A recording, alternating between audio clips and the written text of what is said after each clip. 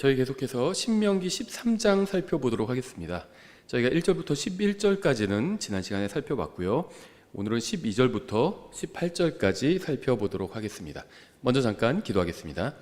하나님 아버지, 저희가 주님의 말씀을 바르게 이해할 수 있도록 도와주시고, 또 저희가 이해한 말씀을 머릿속으로만 갖고 있는 것이 아니라 마음으로 믿고 또 그 말씀을 따라 살 수 있도록 도와주시기 원합니다. 예수님의 이름으로 기도드렸습니다. 아멘. 신명기 13장은 이스라엘 민족이 가나안에서 거짓 대언자를 어떻게 다뤄야 하는지에 관해서 말씀하고 있는 내용을 다루고 있죠. 우리는 이스라엘 민족에 속하지도 않았고 또 신정 통치 체제가 아닌 국가에서 살고 있기 때문에 이 신명기 13장의 명령에 문자적으로 순종하지 않아도 됩니다. 그러니까 이 말씀은 우리에게 직접적으로 주신 말씀은 아니라는 겁니다. 기독교 국가를 만들려는 사람들이 있는데요, 그 결말은 항상 좋지 않았습니다. 그러니까 기독교 국가, 개신교나 천주교를 다 포함해서 소위 이 세상에 기독교 국가를 만들려는 그러한 시도들이 과거에 있었죠. 특히 유럽이나 그런 곳에서 있었죠. 근데 다 실패했습니다. 그리고 그냥 실패한 것이 아니라 그 끝은 항상 비참하고 처참했어요. 국가 권력이나 무력을 사용해서 다른 사람이 강제로 무엇인가를 믿게 하거나 행하게 하는 것은 항상 신앙의 박해와 핍박으로 결말을 맞았습니다. 하나님께서는 율법을 오직 이스라엘 자손에게만 주셨죠. 율법은 이스라엘 자손이 가나안에 들어가서 살 때 어떻게 해야 하는지에 관한 법입니다. 율법은 이방 민족이 행하라고 주신 것이 아니라 이스라엘 백성이 가나안에서 어떻게 살아야 하는지 그들의 삶을 규율하기 위해서 주신 법인 거죠. 그들에게 민법, 형법, 헌법 이런 것이라고 보시면 됩니다. 성경은 이 세상에서 교회와 국가가 일치해야 한다고 가르치지 않습니다. 교회 국가 혹은 국가 교회 그런 것은 없어요. 다 잘못된 것입니다. 교회와 국가는 분리되어야 합니다. 저는 모든 사람이 예수님을 믿기를 바랍니다. 하지만 국가가 예수님을 믿지 않는 사람들을 죽이는 것은 그거는 바라지 않습니다. 국가가 종교를 강제하게 되면 국가는 저를 포함한 모든 사람을 핍박할 수 있기 때문이죠. 이제 신명기 13장 12절부터 보겠습니다. 15절까지 일단 보겠습니다. 주 내 하나님께서 내게 주어 거하게 하신 내 도시들 중 하나에서 내게 소문이 들려 이르기를 너희 가운데서 어떤 자들 곧 벨리알의 자손들이 나가 자기들 도시의 거주민들을 끌어내며 이르되 우리가 가서 너희가 알지 못하던 다른 신들을 섬기자 한다 하거든 너는 조사하고 살펴보고 부지런히 물어보되 보라 그것이 사실이며 그 일이 확실하여 그런 가증한 일이 너희 가운데서 이루어졌으면 너는 반드시 그 도시의 거주민들을 칼날로 치고 그 도시와 그 안에 있는 모든 것과 그곳의 가축을 칼날로 진멸하며. 이 본문은 전체가 하나를 이루고 있어요. 여기서 하나라도 빠지면 안 됩니다. 여기서 한 구절이라도 진행 절차에서 빠지면 큰 오류에 빠지게 됩니다.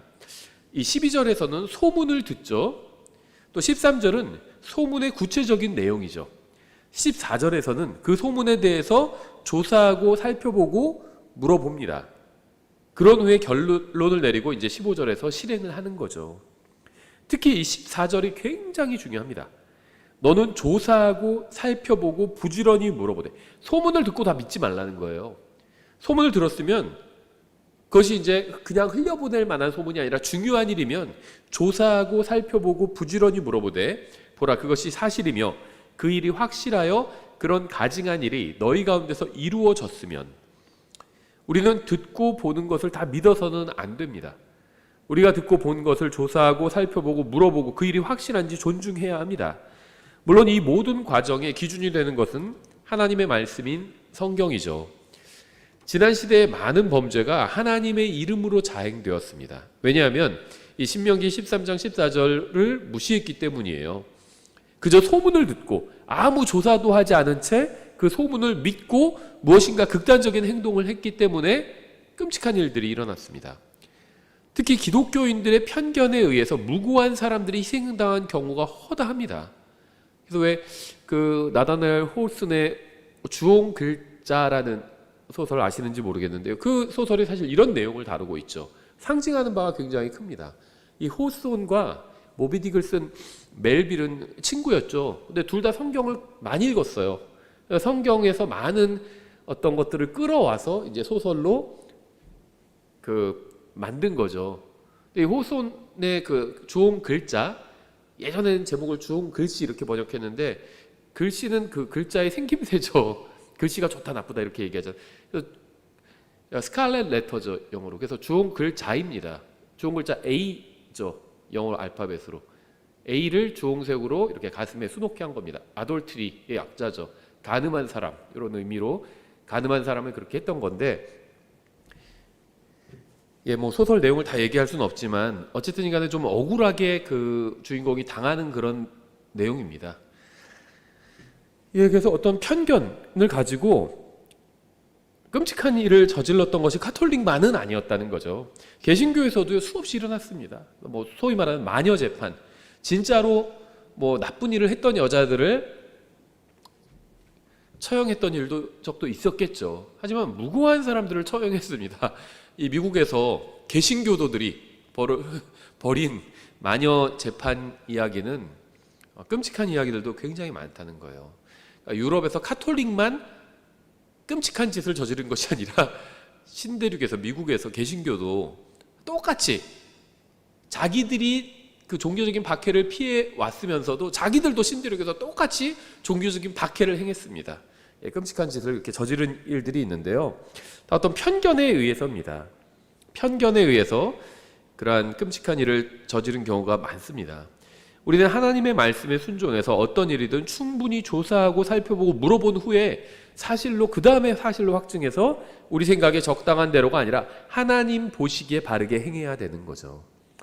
많은 사람이요, 양 당사자의 말을 다 들어보지도 않고 한쪽의 일방적인 주장만을 듣고 행동해서 잘못을 저지릅니다. 이러한 일은 세상에서도 일어나고 교회에서도 일어납니다. 조사하고 살펴보고 여러 사람에게 물어보는 것은 이건 번거로운 일이죠. 쉽지 않아요. 편견에 따라 판단하는 것이 훨씬 더 쉽습니다. 그냥 딱 듣자마자 자기 편견으로 그래서 그랬구만 이렇게 판단하는 게 훨씬 쉬워요. 교회에서도 여러 가지 소문이 돌 때가 있습니다. 큰 교회든 작은 교회든 소문이 돌 때가 있어요. 그러니까 어떤 결정을 내리고 행동에 옮기려면 반드시 충분한 조사를 먼저 진행해야 합니다. 아무런 조사도 없거나 혹은 빈약한 조사만으로 결정을 내리면 그건 잘못된 결정일 수도 있을 뿐 아니라 하나님의 말씀을 어긴 것이 됩니다. 대부분의 경우 소문은 무시해도 될 만큼 시시한 문제이기는 하지만 교회 전체에 영향을 줄 만큼 큰 문제라고 판단이 될 경우 반드시 충분한 조사가 이루어져야 합니다. 14절, 너는 조사하고 살펴보고 부지런히 물어보되 보라 그것이 사실이며 그 일이 확실하여 그런 가증한 일이 너희 가운데서 이루어졌으면. 우리나라의 법은요, 많은 부분에서 성경적인 원칙을 따르고 있어요. 그 이유는 우리나라의 법도 성경에서 왔기 때문입니다. 물론 이제 조선시대 법은 대명률이라고 해서 이거는 성경에서 온 법이 아니죠. 그런데 우리나라의 법은 일본에서 왔어요. 일제 강점기 때 만든 법이 지금 법의 근간입니다. 일제 침략기 때 만든 법이니까 나쁜 법이다, 그건 아니에요. 괜찮은 법이에요. 일본 법과 비슷합니다. 그래서 우리나라 법과 일본 법 굉장히 비슷해요. 그래서 우리나라 법은 일본에서 왔고 일본 법은 유럽에서 왔고 유럽 법은 성경에서 왔어요. 나폴레옹이 유럽을 제패할 때 그때 이제 법을 통일해 버렸습니다. 제가 유럽법 잘 모르지만 아마 비슷할 거예요. 나폴레옹이 다 근간을 다 꺼놓은 법이거든요. 근데 그럼 나폴레옹이 만든 법은 어디서 왔냐? 이 성경에서 왔어요. 성경에서 왔습니다. 그런데 이제 형법에서 큰 원칙이 있죠. 바로 무죄 추정의 원칙입니다. 이건 굉장히 성경적이에요. 죄를 확정하기 전까지는 무죄인 거죠. 유죄로 입증되기 전까지는 무죄입니다.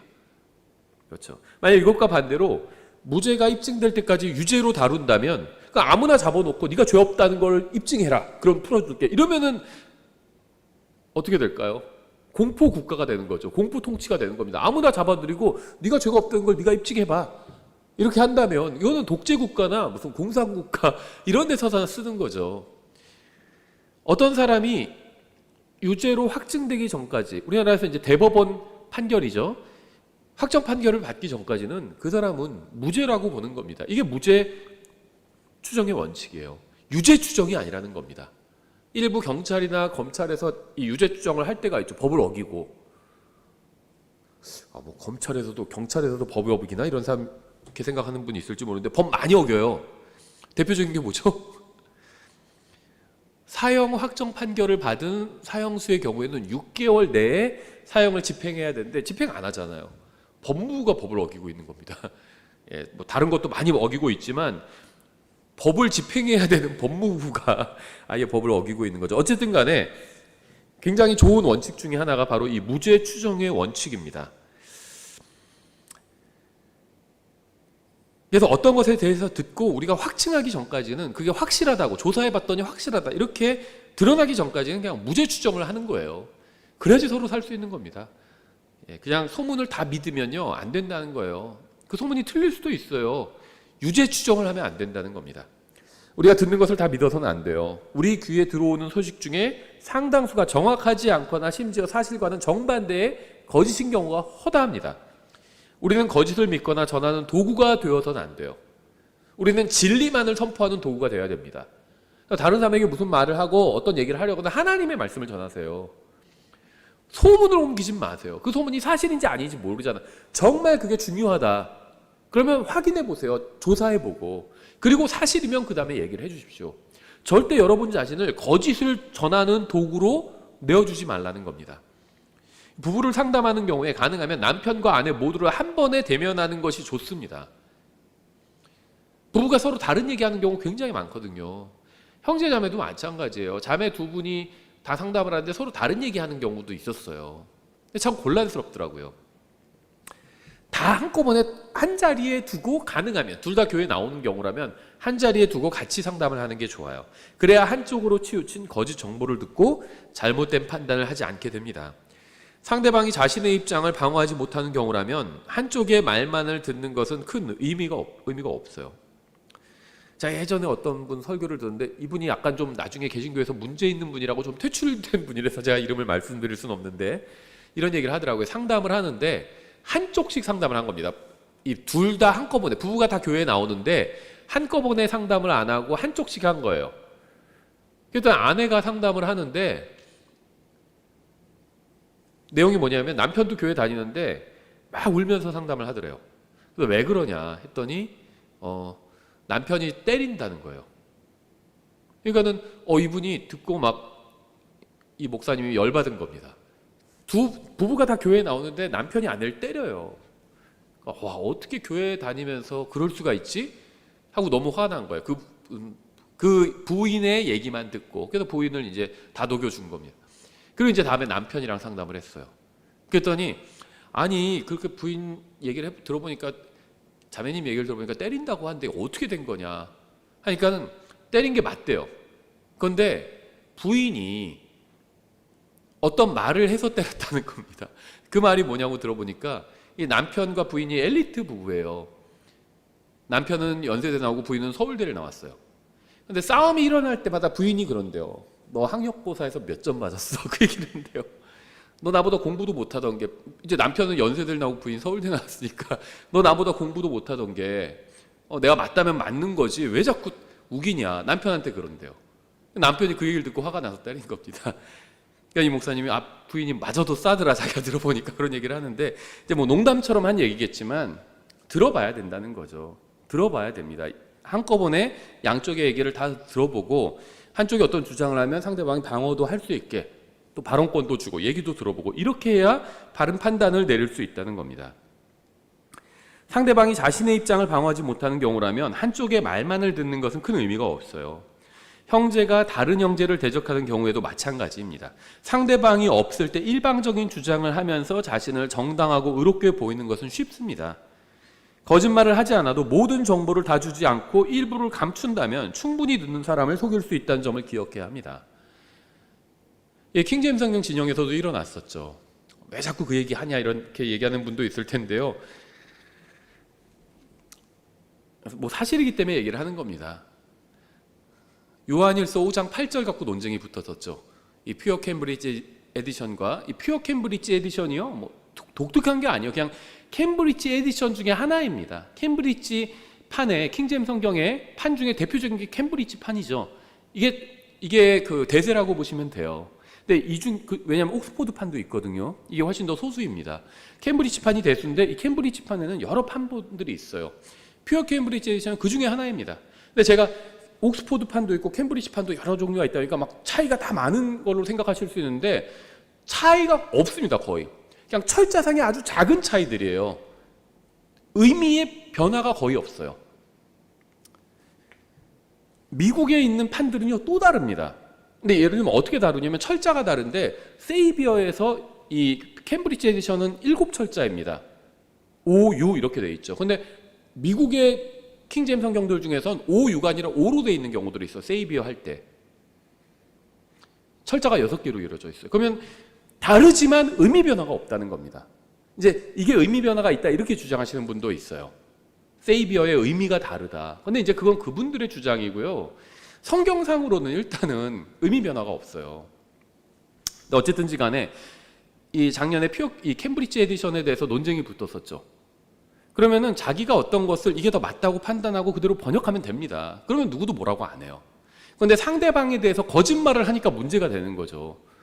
목회자 모임에서도 그 거짓말을 주장하는 경우가 있었고 다른 사람들 다 그걸 어떤 사람 모르고 어떤 사람 다른 목사도 알면서도 입 다물고 있길래 제가 손 들고 얘기를 했거든요. 뭐였냐면요. 요한일서 5장 8절에서 이제 스피릿이 대문자로 되어 있냐 소문자로 되어 있냐 이 차이죠. 그래서 소문자로 되어 있으면 이것을 성령이라고 번역은 안 하죠. 이 지금 우리가 사용하는 흠정역 성경이요. 이 퓨어 캠브리지 에디션을 영어 저본으로 사용하고 있죠. 근데 소문자로 되어 있기 때문에 그냥 여기서 영과 물과 피라 이렇게 번역을 했습니다. 퓨어 캠브리지 에디션은 이게 더 스피릿이 소문자로 되어 있어요. 그런데 퓨어 캠브리지 아닌 다른 캠브리지의 다른 에디션 중에선 대문자로 된 경우가 있습니다. 그래서 그거는 성령으로 번역을 했습니다.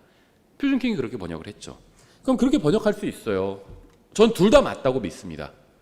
또 제가 둘 다 맞다고 믿으니까 둘 다 맞는 게 어딨냐 이렇게 주장하는 분들이 있는데 게임리밍거 같은 경우도 둘 다 맞다고 얘기하거든요. 왜냐하면 이 소문자 대문자는 그리스어에서는 구분이 없어요. 그 영어도 초창기에서는 이게 뚜렷한 구분이 없습니다. 왜냐하면 독일어에서 영어의 모어 언어는 독일어인데 독일어에서는요 지금도 모든 명사는 다 대문자로 처리를 합니다. 그러니까 영어도 킹제임스 성경 번역 당시에는 그런 식으로 처리한 게 많아요. 그래서 킹제임스 성경 1611년판에서 소문자냐 대문자냐는 중요하지 않습니다. 지금은 사실은 이게 대문자가 대세예요. 더 스피릿이 대문자가 대세입니다. 퓨어 캠브리지 에디션이 오히려 소수 의견이라고 볼 수도 있겠죠. 근데 뭐가 문제냐면 영어 킹제임스 성경의 오리지널 그 번역자들이 들어가서 그 교정을 본 게 있는데 바로 1629년판과 1638년판이죠. 이때 다 오리지널 번역자들이 들어가서 개정을 소문자로 했습니다. 교정을 소문자로 했어요. 그러니까 1611년판은 대문자입니다. 그리고 1769년판도 대문자예요. 근데 1629년판과 38년판은 소문자입니다. 그래서 게임리밍과 같은 이 킹제임스 성경 전문가도 이 소문자 대문자 둘 다 맞다 이렇게 얘기를 하는 겁니다. 그러면 대문자로 번역해도 맞아요. 소문자로 번역해도 맞습니다. 한국말로 번역이 달라지지만 영어 킹제임스 성경은 사실 똑같습니다.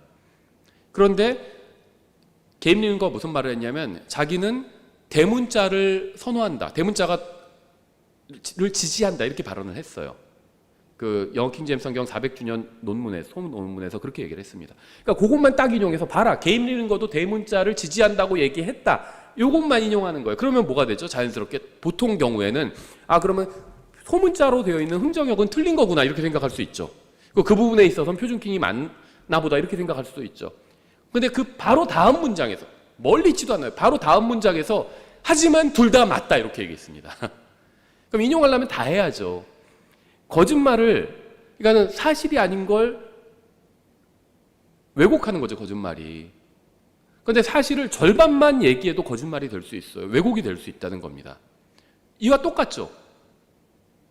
게임리밍거는 대문자, 표준킹처럼 대문자를 지지한다. 여기까지만 얘기하면 표준킹이 맞고 흥정이 틀린 것 같지만 그 다음 문장이 게임리밍거가 하지만 둘 다 맞다 이렇게 얘기를 했잖아요.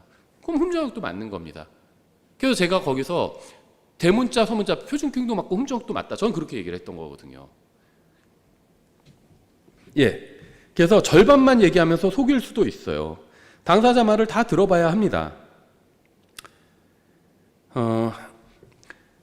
대부분의 경우에 이 소문은 무시해도 될 만큼 시시한 문제죠. 하지만 교회 전체에 영향을 줄 만큼 큰 문제라고 판단하는 경우에는 충분히 조사해야 합니다. 너는 조사하고 살펴보고 부지런히 물어보되 보라 그것이 사실이며 그 일이 확실하여 그런 가증한 일이 너희 가운데서 이루어졌으면 이렇게 말씀하죠. 우리나라의 법은 말씀드린 것처럼 성경적인 원칙을 따르고 있어요. 그래서 성경적인 원칙은 무죄 추정의 원칙이죠. 상담할 때도 마찬가지입니다. 우리가 양쪽 다 들어봐야 합니다. 모든 정보를 다 주지 않고 정보를 감추는 경우가 있어요. 거기에 속아 넘어가면 안 되죠. 잠언 18장 13절에서 이렇게 말씀하고 있습니다. 문제를 듣기도 전에 대답하는 자에게는 그것 자체가 어리석음이요 수치니라. 누군가 무슨 말을 했거나 행동을 했는데 그 사람에 대해서 어떻게 생각하느냐는 질문을 듣는다면 그 사람이 실제로 그런 말을 하고 행동을 했는지 먼저 알아본 후에 그 사람에 대해서 평가해야 합니다. 그렇지 않고 섣불리 판단하고 결정을 내리면 결국 어리석은 사람으로 드러나서 수치를 당하게 될 수가 있습니다. 오늘날은 그 어느 시대보다 쉽게 목소리를 낼 수 있는 시대예요. 과거에는 신문사나 방송사를 소유하거나 아니면 큰 권력을 가진 자만이 자신의 목소리를 크게 낼 수가 있었습니다. 하지만 오늘날에는요, 유튜브나 SNS를 통해서 누구나 자신의 목소리를 낼 수 있고 홍보하기에 따라서는 많은 사람이 듣고 보게 할 수도 있습니다. 특히 아무 증거도 없이 그럴듯한 말로 하나님의 일을 하는 사람들과 그들의 사역을 망치려는 자들도 있어요. 거짓으로 소문 지어서 내가지고요, 사역자들에 대해서 그 사역을 못하게 하려고. 이러한 일을 하는 자들은 하나님께서 자신을 쓰신 적이 없다는 사실에 분노해서 다른 사람도 쓰시지 못하게 하려고 합니다. 참 안타까운 게 킹제임 성경 진영에서도 이런 짓을 하는 사람들이 있습니다. 성경을 번역한 어떤 분이 있는데요, 흠정역을 번역했어요. 20년간 많은 교회들이 사용해 왔죠. 그런데 어떤 목사가 여기에 시기심을 느끼고 거짓말하고 다니는 겁니다. 이 번역자에 대해서. 저는 흠정역의 번역 내용에 대해서 비평하는 건 존중을 합니다. 어떤 번역에 대해서 얘기할 수 있죠. 제가 어떤 작품을 냈는데 번역이든 창작물이든 작품을 냈으면 사람들이 비평할 수 있죠. 성경 번역도 마찬가지예요. 난 이렇게 번역했는데 다른 사람이 그거는 잘못되고 이렇게 번역하는 게 더 낫다, 이런 비평을 할 수 있죠. 근데 확인해 보지도 않고 어떤 그 사람에 대해서, 번역자에 대해서 황당한 이야기들을 합니다. 근데 사실도 아니에요.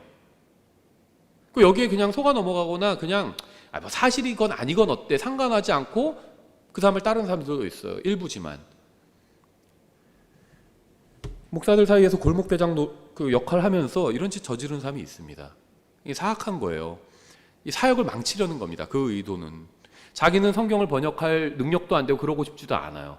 20년간 비평만 해왔습니다. 흠정역을. 비평할 수는 있죠. 근데 그게 안 통하니까 이제 비난을 하는 겁니다. 그 번역자를. 그래서는 안 되죠. 저도 흠정역의 모든 구절에 다 동의하는 건 아니에요. 논의해 볼 수 있죠. 의견을 내볼 수도 있고, 그럼 또 반대 의견이 나올 수도 있죠. 그걸 논의해 볼 수 있는 거죠. 사실도 아니고 사실 확인도 하지 않고 또 흠정역 이 번역자에 대해서 비평하는 건요, 이건 파괴적인 겁니다. 사악한 거예요.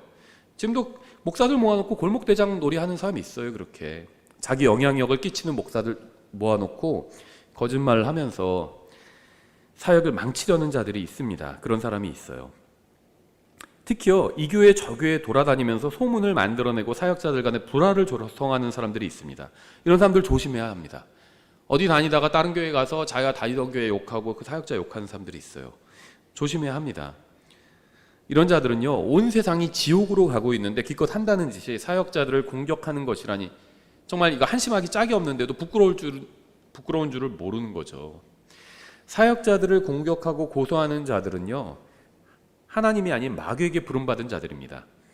계시록 12장 9절 10절 이렇게 되어 있죠. 그 큰 용, 즉 저 옛 뱀, 곧 마귀라고도 하고 사탄이라고도 하며 온 세상을 속이는 자가 내쫓겼는데 그가 땅으로 내쫓기니 그의 천사들도 그와 함께 내쫓기니라. 또 내가 들으니 하늘에서 큰 음성이 이르되 이제 구원과 힘과 우리 하나님의 왕국과 그분의 그리스도의 권능이 왔도다. 이는 우리 형제들을 고소하는 자 곧 우리 하나님 앞에서 밤낮으로 그들을 고소하던 자가 쫓겨 내려갔기 때문이라. 마귀와 그의 사역자들은 형제들을 고소하지만 우리에게는 신실하신 변호자가 계십니다. 요한일서 2장 1절이죠. 내 어린 자녀들아 내가 이것들을 너희에게 쓰는 것은 너희가 죄를 짓지 않게 하려 함이라. 만일 누가 죄를 지어도 아버지와 함께 계신 변호자가 우리에게 계시니 곧 의로우신 분 예수 그리스도시라. 마귀는 형제들을 고소하는 자입니다. 그는 사람들이 형제들에 대해서 나쁜 말을 믿게 합니다. 하지만 예수님께서는 형제들을 변호해 주십니다. 저는 마귀가 아닌 예수님의 편에 서서 형제들을 변호할 겁니다. 일의 전체를 다 듣기 전에 함부로 판단하지 않도록 주의해야 합니다. 우리가 한쪽의 편향된 주장만 듣고 섣부른 판단을 하면 마귀는 바로 그 틈을 비집고 들어와서 사역을 망치려고 합니다. 전체를 다 듣고 충분한 조사를 하고 하나님의 말씀을 통해서 확인한 후에 결정하고 판단해도 늦지 않아요. 저는 한쪽의 주장과 상대방의 주장과 그 상대방의 주장과 실제로 일어났던 일, 이 세 가지가 있다고 생각합니다. 항상 어떤 일에 대해서는 한쪽이 주장하는 것이 있고 다른 한쪽이 주장하는 것이 있고 실제로 일어났던 일이 있었다고 생각을 합니다. 이 셋이 서로 다른 경우가 다반사예요. 물론 누구도 거짓말을 하지 않는 경우도 있죠. 문제는 누구도 전체를 다 말하지는 않는다는 겁니다. 항상 자기 관점에서 본 것이나 느낀 것이나 경험한 것만 말하지만 그것과 정반대의 관점에서 본 것이나 느낀 것이나 경험한 것도 존재한다는 사실을 기억해야 됩니다. 잠언 25장 2절도 이렇게 말씀하고 있어요. 이 일을 숨기는 것은 하나님의 영광이나 문제를 찾아내는 것은 왕들의 영예이니라. 이 말씀은 두 부분으로 이루어져 있어요. 앞부분에서는 이 일을 숨기는 것은 하나님의 영광이다 이렇게 얘기하고 있습니다. 이게 무슨 말일까요? 이 잠언이요 굉장히 어려워요. 잠언 강해가 많지 않습니다. 그리고 해석도 막 제각각인 경우가 많아요. 그만큼 어렵다는 거죠. 이를 숨기는 것은 하나님의 영광이다. 이게 무슨 말일까요? 하나님의 영광은요, 성경에서 이게 하나님의 영광이다 이렇게 명확하게 딱 정의 내리는 구절은 없죠. 다만 이제 우리가 그 성경을 보면 이게 무엇인지 짐작할 수는 있는데요. 하나님께서 이루어 놓으신 일이라고 보시면 됩니다. 그래서 하늘이 하나님의 영광을 선포하고, 그게 무슨 말이죠? 하나님께서 행하신 일의 결과물이 하늘이라는 거죠. 그러니까 하늘은 하나님의 작품이에요. 그게 하나님의 영광이라는 겁니다. 그렇죠. 우리가 아주 대단한 작품을 보면 그 작가에 대해서 잘 몰라도 와, 작가가 능력이 대단하구나 이렇게 생각하잖아요. 그러니까 어떤 작품이 바로 영광이에요. 그런데 이 일을 숨기는 것이 하나님의 영광이래요. 이게 하나님의 작품인가? 이를 숨기는 것이 이게 무슨 말일까요? 여러분이 무엇인가를 알고 있다고 생각할지 모르지만 분명한 사실은 하나님께서는 여러분에 관한 모든 것을 아신다는 점이에요. 하나님은요 모든 것을 다 아십니다. 근데 알고 계신 모든 것을 다 드러내지는 않으십니다. 어떤 건 그냥 숨겨두세요. 그대로. 만약 하나님께서 여러분에 관해서 아시는 것들을 사람들 앞에서 다 드러내 보여주신다면 어떻게 될까요? 속된 말로 개망신을 당하겠죠. 그리고 얼굴을 들고 살 수가 없겠죠. 모든 사람에 대해서 다 그 사람의 모든 것을 다 드러내신다면 어떻게 될까요? 아무도 얼굴을 들고 살 수 있는 사람이 없을 겁니다. 하나님께서 여러분에 관해서 보신 것을 모든 사람 앞에서 보여주신다면 어떻게 될까요? 누구도 얼굴을 들고 살 수가 없어요. 감사하게도 하나님께서는 자신이 아시는 모든 것을 사람들에게 다 말해주지 않으십니다. 그리고 하나님께서는 여러분에 관해서 알고 계신 모든 것도 사람들 앞에서 다 드러내 보이지는 않으실 겁니다. 그러면은 아무도 살 수가 없어요. 그렇죠. 하나님께서는 다 알고 계신 걸 다 말씀하지 않으신다는 거예요. 다 드러내지 않으신다는 겁니다. 이게 하나님의 지혜예요. 우리가 이걸 본받아야 됩니다. 물론 하나님께서 알고 계신 건 다 확실합니다. 그럼에도 불구하고 어떤 것들은 다 드러내지는 않으신다는 거예요. 근데 우리는 어떻죠? 우리가 알고 있는 것이 다 확실하지 않죠. 근데 이걸 함부로 발설했다가 그 사람이 창피를 당하든지 아니면 우리가 창피를 당하게 되는 거예요. 알고 있는 거 다 말하지 마세요. 확실하지도 않고요. 어떤 거 확실하다 해도 누구에게도 덕을 끼치지 않는 경우들이 있거든요. 하나님은 입이 무거우신 분이에요. 알고 계신 거 다 말하지 않으십니다. 그게 하나님의 영광이라는 겁니다. 사람의 영광도 이와 같을 수 있어요. 침묵이 금이라고 그런 표현도 있죠. 아는 거 다 얘기하지 마세요. 숨겨 놓으십시오, 그냥. 그게 내 영광이 될 수도 있어요. 그렇죠. 뒷부분, 문제를 찾아내는 것은 왕들의 영예니라 이렇게 얘기하고 있죠. 이게 무슨 말일까요? 이건요, 솔로몬을 생각해 보면 알 수 있습니다. 왕은 문제가 무엇인지 찾아내야 했습니다. 역사상 가장 현명했던 이 솔로몬은 서로 자기 악이라고 주장하는 두 여자 사이에서 악의를 반으로 놔두지 않고 이 문제의 핵심이 무엇인지 찾아냈어요. 그리고 결국 그 문제를 풀었습니다. 진짜 아기 엄마를 찾아야 되죠. 진짜 아기 엄마라면 아기를 사랑할 겁니다. 그렇죠. 그래서 누가 아기를 사랑하는지 그걸 찾아냈던 거죠. 우리는 현명한 왕을 본받아야 합니다. 겉으로 보이는 이슈에 정신을 팔려서는 안 돼요. 누가 사역을 망치려는 자인지 찾아내야 됩니다. 이게 문제의 핵심이에요. 그렇죠. 결국 무슨 말을 하는 건지 그 문제의 본질을 찾아내야 하는 거죠. 문제의 본질이 무엇인지 볼 수 있어야 합니다. 귀로 듣는 것을 다 믿지 말고 조사해보고 문제의 핵심을 볼 수 있어야 합니다. 요한복음 7장 50절, 51절 이렇게 되어 있어요.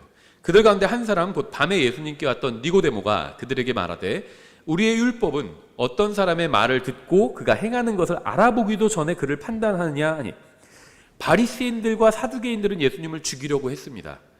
하지만 니고데모도 바리새인이었지만 그는 신명기 13장 말씀에 순종해서 먼저 예수님께서 무슨 말씀을 하셨고 무슨 행동을 하셨는지 알아보자고 주장했어요. 하지만 바리새인들은 그의 말을 무시했고 그 결과 그들의 인생에서 돌이킬 수 없는 엄청난 잘못을 저지르고 말았습니다. 유대인들의 법인 율법은 판단하고 정죄하기 전에 먼저 사실을 알아보고 조사하라고 되어 있죠. 그러면 로마인들의 법은 어떻게 되어 있었을까요? 사도행전 25장 16절 이렇게 되어 있어요.